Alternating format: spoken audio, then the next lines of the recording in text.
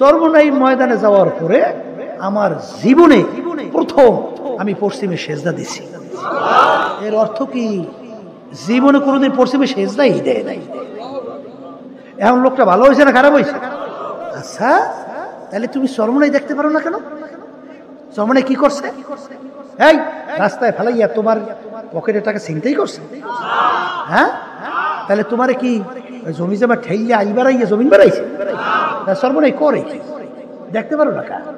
যেই বাতি আমার মালিক জ্বালাবে ওই বাতি নিবাবার শক্তি দুনিয়ার কারো না। পারবে পারবে? ওই বাতি নিবাইতে গেলে নিজের সোস মুহোস পুইরা সাফ। তোমার ভিতরে যদি হিংসা থাকে, আল্লাহ রাসূল সাল্লাল্লাহু আলাইহি ওয়াসাল্লাম বলেন, আল হাসাদু ইয়াকুলুল হাসানাত কামা ইয়াকুলুন নারুল হাতাব আও কামা ক্বালা আলাইহিস সালাতু ওয়াস সালাম। যার ভিতরে হিংসা থাকবে, আল্লাহ রাসূল বলেন বোঝাইকৃত লাকড়ি এক পাশ থেকে যদি আগুন ধরাইয়া দাও, আগুনের কাজ কি? লাকড়ি জ্বালাইয়া সব ছাই।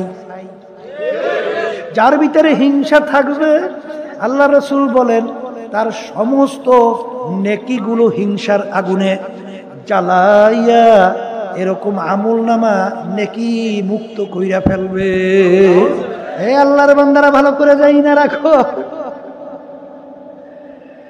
এই হুব্বু ফিল্লাহ বুগযু ফিল্লাহ, মুহাব্বত হবে আল্লাহর জন্য, ছাড়বেও আল্লাহর জন্য। তুমি নামাজি হইতে পারো, রোজাদার হইতে পারো, হাজি হইতে পারো, তোমার মুহাব্বত যদি আল্লাহর জন্য না হয়, সারা যদি আল্লাহর জন্য না হয়, তাহলে এই হাদিস অনুযায়ী আল্লাহর রাসূল বলেন কিয়ামতের ময়দানে তুমি স্পেশাল আমার মালিকের আরশে ছায়া পাবা না।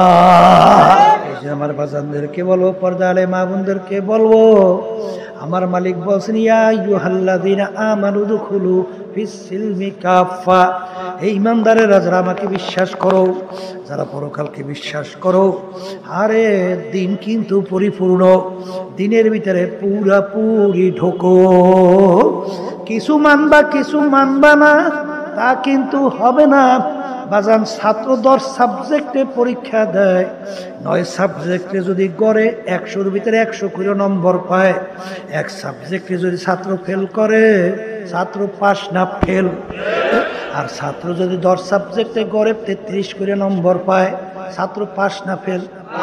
হ্যাঁ, দিন কিন্তু পরিপূর্ণ, দিনের ভিতরে পুরা ঢোকার জন্য আমার মালিক বলছেন নামাজ যেরকম পড়া লাগবে আল্লাহর হুকুম পালন করা, রোজা যেরকম রাখি মাওলার হুকুম পালন করি, হজ যাকাত আদায় করি মাওলার হুকুম পালন করি, পর্দা করি মাওলার হুকুম পালন করি, হারাম হালাল তো মিস পার্থক্য করে খাই চলি মাওলার হুকুম পালন করি, সুন্নাত তরিকার উপরে চলি মালিকের হুকুম পালন করি।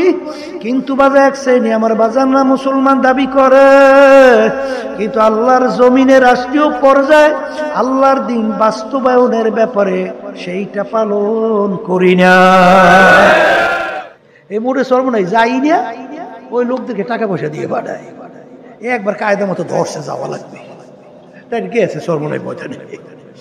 আমার মাহফিল এখন ওই এলাকায় বোঝে না, বর্তমান সরকার মাহফিলের ব্যাপারে বাধার কোনো শেষ আছে? ও আপনারা বোঝেন নাই মনে হয়। এই দিনই মাহফিল ওলামায়ে কেরাম হক্কানি যে আলোচনা দিনের করবে, এ ব্যাপারে বাধার কোনো শেষ আছে? আর বেহায়াপনা, অশ্লীলতা, গান বাজনা, পূজা আশ্রা, এই ব্যাপারে সহযোগিতার কোনো শেষ আছে?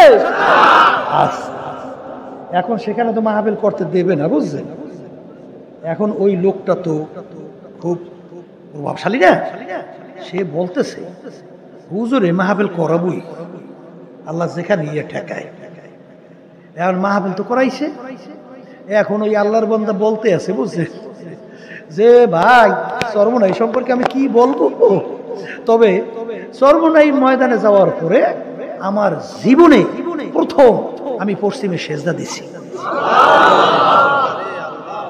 এর অর্থ কি? জীবনে কোনোদিন পশ্চিমে সেজদাই দেয় নাই। এখন লোকটা ভালো হয়েছে না খারাপ হয়েছে? আহারে, ভালো না খারাপ? ভালো। আচ্ছা, তাহলে তুমি সর্বনাই দেখতে পারো না কেন? জমনে কি করছে? এই রাস্তায় ফেলাইয়া তোমার পকেটের টাকা ছিনতাই করছে। হ্যাঁ, তাহলে তোমারে কি জমি জমা ঠেইয়া আই বাড়াইয়া জমিন বাড়াইছে? সর্বনাই করে কি দেখতে পারো না? করছে কি?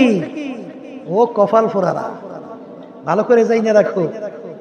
যেই বাতি আমার মালিক জ্বালাবে, ওই বাতি নিবাবার শক্তি দুনিয়ার কারো না।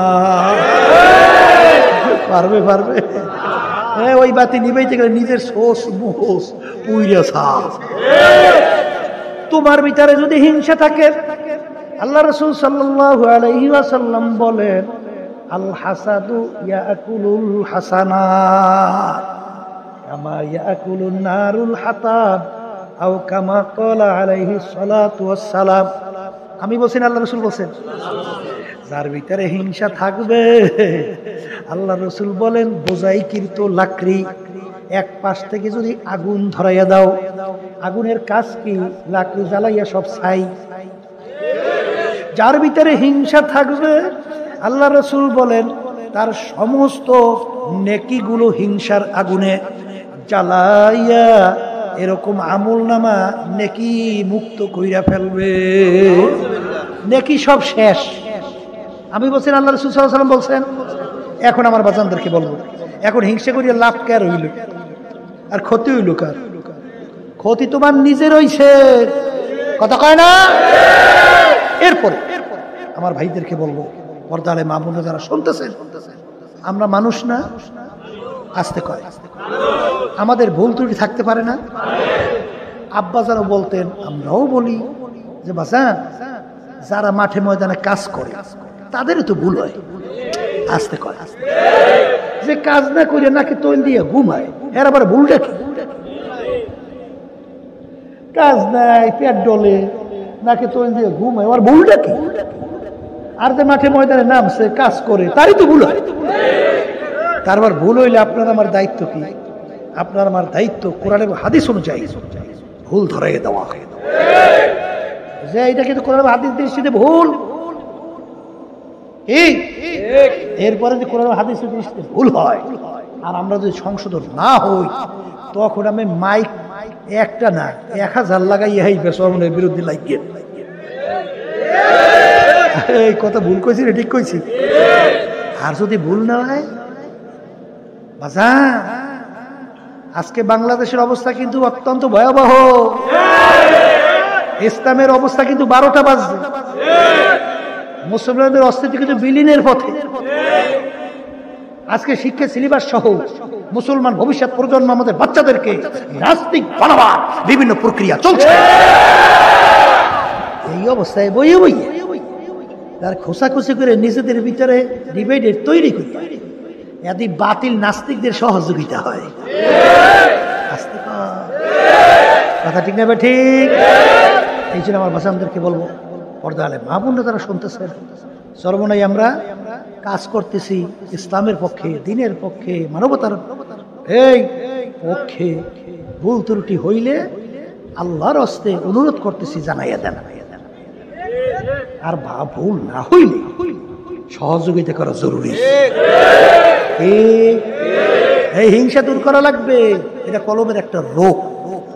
কথা ঠিক না? ঠিক। আর একটা রোগের নাম হইল হুব্বে জাহ, হুব্বে মাল। মালের মোহাব্বত, সম্মানের মোহাব্বত, পদের মোহাব্বত, এক কথায় দুনিয়ার মোহাব্বত। আল্লাহ রাসূল সাল্লাল্লাহু আলাইহি ওয়াসাল্লাম বলেন, এই হুব্বুদ দুনিয়া রাসু কুল্লি খতিয়াতিন, সমস্ত গুনার মূলই হলো এই দুনিয়ার মোহ, এই দুনিয়ার মোহাব্বত। আমি বলছি না, আল্লাহ রাসূল সাল্লাল্লাহু আলাইহি ওয়াসাল্লাম বলছেন। কেমনে? এখনই বুঝবেন। এক শ্রেণী আমার বাবারা আছে, দল করে। কি করে? হাদিসের ভিতরে আসছে, আল্লাহ রাসূল সাল্লাল্লাহু আলাইহি ওয়াসাল্লাম বলেন, কিয়ামতের ময়দানে যেদিন অন্য কোনো ছায়া থাকবে না, একমাত্র আল্লাহর স্পেশাল আরশের ছায়া ছাড়া, আল্লাহর আরশের ছায়া ছাড়া অন্য কোনো ছায়া থাকবে না। সেদিন 7 প্রকার লোককে আমার মালিক ডাইকা ডাইকা তার স্পেশাল আরশে ছায়া দান করবে। এর ভিতরে এক প্রকার হইল হুব্বু ফিল্লাহ বুগযু ফিল্লাহ। যারা দুনিয়ায় থাকা অবস্থায় মোহাব্বত রাখবেও আল্লাহকে রাজি খুশির জন্যে, আর মোহাব্বত ছাড়বেও আল্লাহকে রাজি খুশির জন্যে। এই প্রকার লোকদেরকে আল্লাহ ডাইকে তার আরশে ছায়া দান করবে। মোহাব্বত রাখবে কার জন্যে? আর ছাড়বে কার জন্যে? এই সাহাবায়ে কেরামদের মতো ঈমান আনার জন্য আল্লাহ বলছে আমিনু কামা আমানা। এই আবু বকর সিদ্দিক রাদিয়াল্লাহু তাআলা তাদের ঈমান কেমন ছিল? ছেলে তখন মুসলমান হয় নাই, আবু বকর সিদ্দিক রাদিয়াল্লাহু তাআলা তিনি মুসলমান হয়ে গেছে। যুদ্ধের ময়দানে ইসলামের পক্ষে যুদ্ধ করে আবু বকর সিদ্দিক রাদিয়াল্লাহু তাআলা, আর তার ছেলে যেহেতু কাফের, কাফেরের পক্ষে যুদ্ধ করে, ঠিক কি না? এই পরবর্তীতে যখন নাকি ছেলে মুসলমান হয়ে গেল, ছেলে ডাক দিয়ে বলতেছেন আব্বা জান অমুক যুদ্ধে এমন কায়দায় আপনি আমার সামনে পড়ছিলেন, আমি ইচ্ছা করলে আপনার মাথাকে আমি দ্বিখণ্ডিত করে ফেলতাম, পারতাম, কিন্তু কেন করি নাই? যেহেতু আপনি আমার আব্বা, এই জন্য করি নাই। আবু বকর সিদ্দিক রাদিয়াল্লাহু তাআলা আনহু বলেন, বাবা আমি খোদার কসম করে বলছি, ওই সময় যদি তুমি আমার সামনে পড়তা, সঙ্গে সঙ্গে তরবারি দিয়ে তোমার মাথাকে আমি দ্বিখণ্ডিত করে ফেলতাম। কারণ তখন তুমি ছিলে আমার আল্লাহর শত্রু, তুমি ছিলে তখন আমার রাসূলের শত্রু, আমার নবীর শত্রু, আর তখন ছিলে তুমি মুসলমানদের শত্রু, ওই হিসাবে তুমি আমারও শত্রু। এর নাম হলো হুব্বু ফিল্লাহ বুগযু ফিল্লাহ। আর বর্তমানে এক শ্রেণী আমার বাবারা, পর্দার আড়ালের মা বোনেরা, দলের নেতা নেত্রীরা ইসলামের বিরুদ্ধে সিদ্ধান্ত নেয়, আসতে কয় মিথ্যা এমন ভাবে বলা শুরু করছে রাত্রে দিন বানাইয়া ফেলায়। জুলুমের কোনো শেষ নাই, রাস্তায় নামলে গুম হয়, গড়ে গেলে খুন হয়। আসতে কয় এই ইসলামের বিরুদ্ধে। এরপর অন্যান্য শয়তানি তোর অভাব নাই, আইন পাশ করে কোরআন হাদিসের বিরুদ্ধে। এরপরও দল করে, দল আর ছাড়ে না, ওদিকে নামাজও করে, রোজাও রাখে, হজও করছে, আবার দান সৎকার অভাব নাই, ওদিকে আবার সেই দলের সঙ্গে জড়াইয়া কথা কয় না, আছে না? এই আল্লাহর বান্দারা ভালো করে যাই না রাখো। এই হুব্বু ফিল্লাহ বুগযু ফিল্লাহ, মুহাব্বত হবে আল্লাহর জন্য, ছাড়বেও আল্লাহর জন্য। তুমি নামাজি হইতে পারো, রোজাদার হইতে পারো, হাজি হইতে পারো, তোমার মুহাব্বত যদি আল্লাহর জন্য না হয়, সারা যদি আল্লাহর জন্য না হয়, তাহলে এই হাদিস অনুযায়ী আল্লাহর রাসূল বলেন কিয়ামতের ময়দানে তুমি স্পেশাল আমার মালিকের আরশে ছায়া পাবা না। কি কথা ঠিক না? ঠিক। এই জন্য আমার ভাইদেরকে বলবো, পর্দা আলে মা বোনদেরকে বলবো, বাজান এই দুনিয়ার মোহে পড়িয়া এক শ্রেণী আমার বাজানরা আছে, ঘুষ খায়, আছে না? সুদ খায়, আছে না? এই সরকারি দলের সঙ্গে জড়াইয়া ক্ষমতার বলে চেয়ারে বইসা বাংলাদেশের কষ্ট অর্জিত আমার জনগণের, আমার বাজানদের টাকা এই সরকারি ফান্ডে জমা হয়, সেই টাকা ক্ষমতার বলে এই দেশ থেকে পাচার কইরা বিদেশে বেগম পাড়া তৈরি করে নেবে। ঠিক। ওদিকে আবার দেখবেন ওরে খোদা রে খোদা, হজ প্রতি বছরই ফেরায় যায়, আবার কয় তাহাজ্জুদও পড়ে। কি এটা ভালো করে বোঝা লাগবে। আমার মালিক কিন্তু তোমার আমার নামাজের পাগল না, রোজার পাগল না, অন্য কোনো ইবাদতের পাগল না। আমার মালিক তোমার আমার নামাজ দিয়া কি করবে, তোমার আমার রোজা দিয়া কি করবে? আমার মালিকের কি তোমার আমার নামাজের কোনো দরকার? এটা মুখ খুললে কর, কোনো দরকার আছে? আমরা কোরবানির পশু জবাই করি, এই কোরবানির রক্ত গোশত কি আল্লাহর দরবারে পৌঁছে? কি পৌঁছে? তোমার আমার ভিতরের অবস্থানটা পৌঁছে। জোরে বলো কথা ঠিক না বেঠিক? আমরা নামাজ পড়ি কেন? মালিকের হুকুম পালন করি। রোজা কেন রাখি? মালিকের হুকুম পালন করি। হজ কেন আদায় করি? মালিকের হুকুম পালন করি। এ কবরের যাত্রীরা, আল্লাহর বান্দারা, পর্দা আলে মা বোনেরা, বোঝার সুযোগ কিন্তু চক্ষু যে কয়দিন দুনিয়ায় খোলা থাকবে সেই কয়দিন বোঝার সময় সুযোগ থাকবে। আর যেদিন চিরতরে চক্ষু বন্ধ, আর কোনদিন বোঝার সুযোগ আর মিলবে না। জোরে কও মিলবে? আর কোনদিন মিলবে না। এই যে আমার বাজানদেরকে বলবো, পর্দা আলে মা বোনদেরকে বলবো, আমার মালিক বলছেন, ইয়া আইয়ুহাল্লাযীনা আমানু দুখুলু ফিস-সিলমি কাফা। এই ঈমানদারেরা, যারা আমাকে বিশ্বাস করো, যারা পরকালকে বিশ্বাস করো, আরে দিন কিন্তু পরিপূর্ণ, দিনের ভিতরে পুরাপুরি ঢোকো। কিছু মানবা কিছু মানবা না তা কিন্তু হবে না।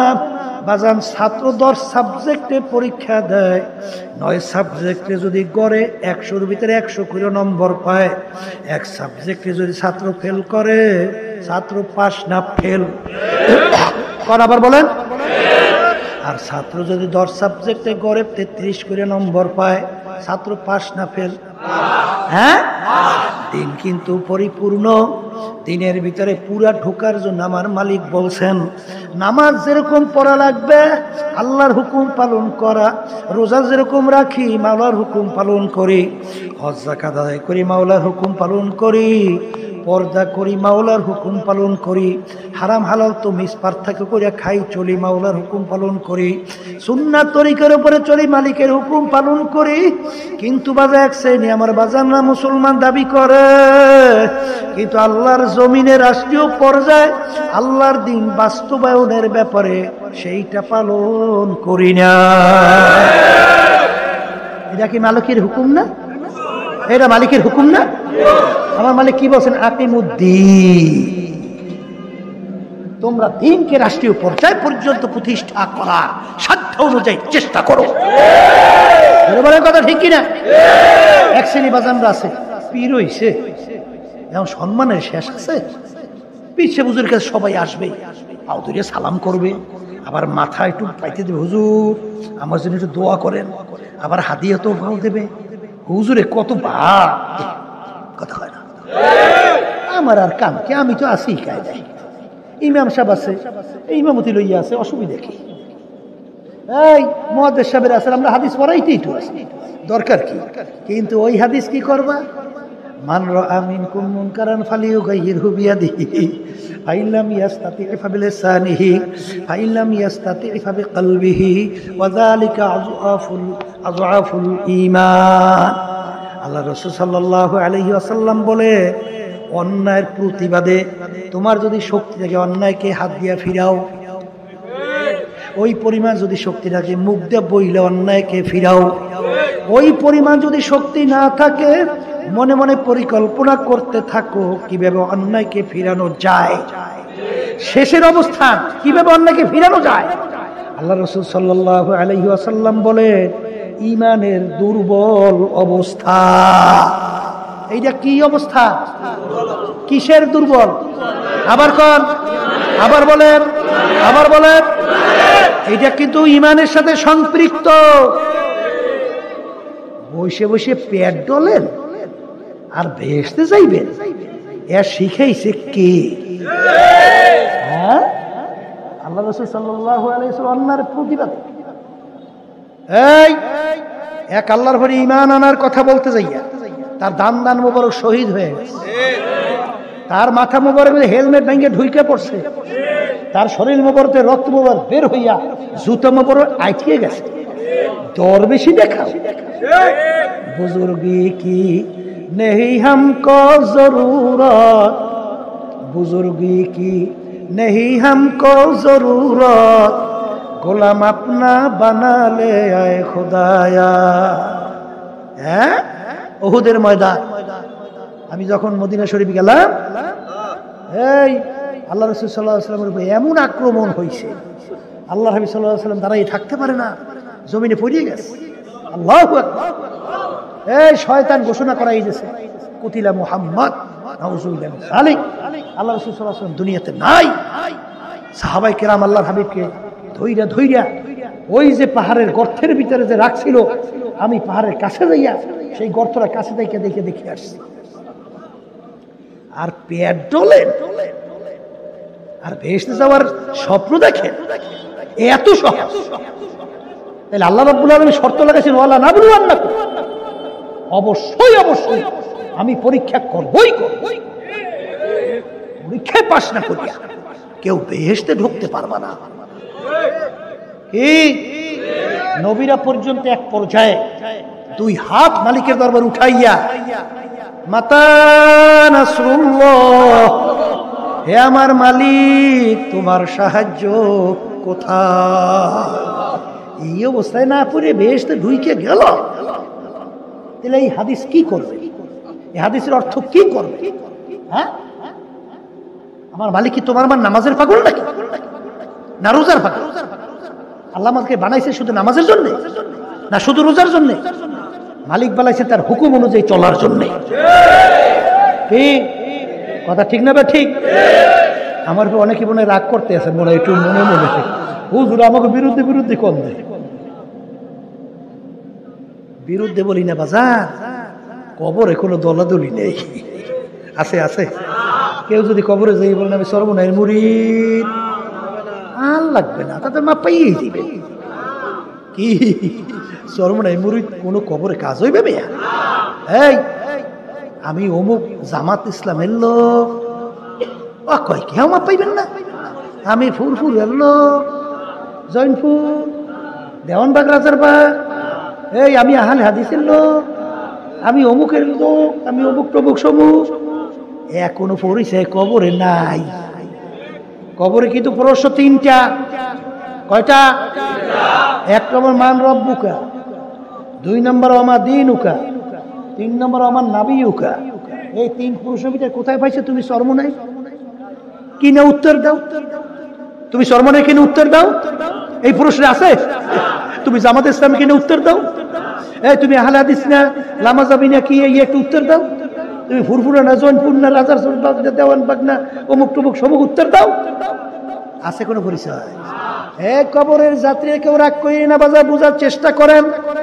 আল্লাহ রাসূল সাল্লাল্লাহু আলাইহি ওয়াসাল্লাম দুনিয়া থাকা অবস্থায় তার কলিজার টুকরা সন্তান ফাতেমা রাদিয়াল্লাহু তাআলা আনহা, নাম শুনছেন? আল্লাহ রাসূলের মেয়ের নাম শুনছেন?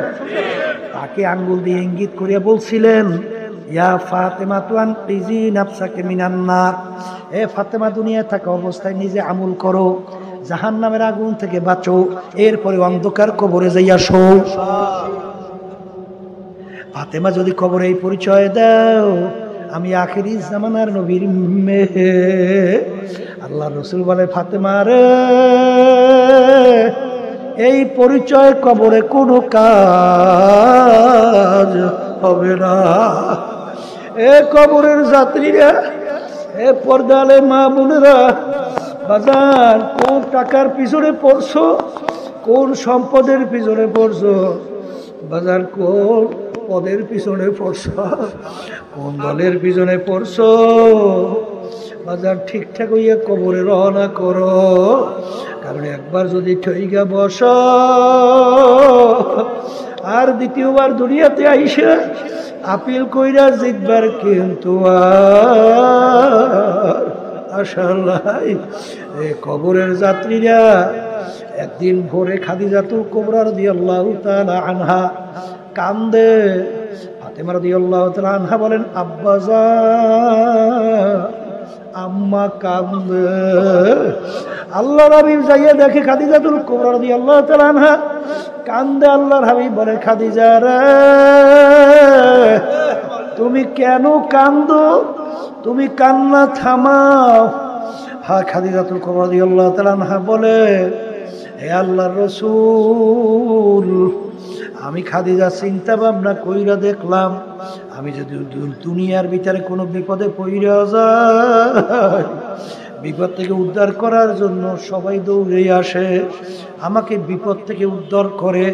কিন্তু আল্লাহর রাসূল, আমি খাদিজা চিন্তা ভাবনা কইরা দেখলাম, আমি খাদিজা যদি কবরে বিপদে পইরা যাই, ওই কবরে তো আমার কেউ নাই নাই না, ওই কবরে বিপদ থেকে আমাকে কে উদ্ধার করবে? এই কবরের চিন্তা আমি খাদিজা কান্দি। আল্লাহ রসুল বলে, খাদিজা কান্না থামা, এ আল্লাহ রসুল শর্ত মানা লাগবে। কি শর্ত? আপনার গায়ের ভিতরে, আপনার গায়ের জামা মুবারক, আমি যদি দুনিয়ার থেকে আপনার আগে বিদায় হয়ে যাই, আমার আপনার জামা দিয়ে আমার কাপড়ের কাপড় পরানো লাগবে। কারণ আপনার জামা যদি আমার সঙ্গে লাইগা থাকে, কবরের মাটি আমাকে চাপ দিতে সাহস পাবে না। আল্লাহর রাসূল, আমার কবরের উত্তর আপনার দিয়ে দেওয়া লাগবে। তিনি দুনিয়ার থেকে বিদায় হওয়ার পরে, কবর দেওয়ার পরে সাহাবায়ে কেরাম যার যার পথ ধইরা তার যার গন্তব্যে চইলা যায়। আল্লাহর হাবিব সাল্লাল্লাহু আলাইহি ওয়াসাল্লাম কবরের পাশে অপেক্ষা করে, খাদিজার কবরের প্রশ্নের উত্তর দেবে। সময়ের পর সময় যায়, কবরে কোনো প্রশ্নও নাই, উত্তরও নাই। আল্লাহ রাব্বুল আলামিন ডাক দিয়ে বলে, হাবিব গো, আপনি এখানে কেন অপেক্ষা করেন? হে আল্লাহ, আমার খাদিজার কবরের প্রশ্নের উত্তর দেওয়ার জন্য। আল্লাহ রাব্বুল আলামিন বলেন, হাবিব গো, লাগবে না, লাগবে না, আমার খাদিজার কবরের প্রশ্নের উত্তর আমি স্বয়ং রব্বুল আলামিন নিজে দিয়া দিলাম। আল্লাহুল মাওলা ফালাহুল রুকুল। যেই বান্দাবান্দি আমার মালিকের জন্য হইয়া যায়, ওই বান্দাবান্দির জন্য আমার মাওলা নিজেই যথেষ্ট হইয়া যায়।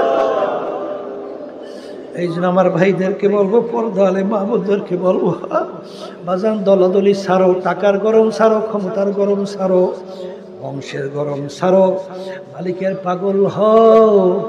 গুনার কথা মনে করো, দুই চোখের পানি ফালাইয়া কাঁদো, কারণ চোখের পানি ছাড়া জাহান্নামের আগুন ঠান্ডা হবে না।